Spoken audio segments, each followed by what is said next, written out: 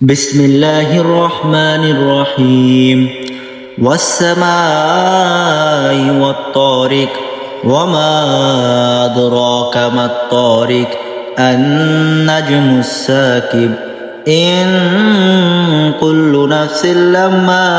عليها حافظ فلينظر الإنسان مما خلق من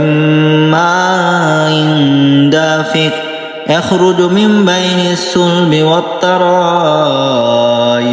إنه على رجعه لقادر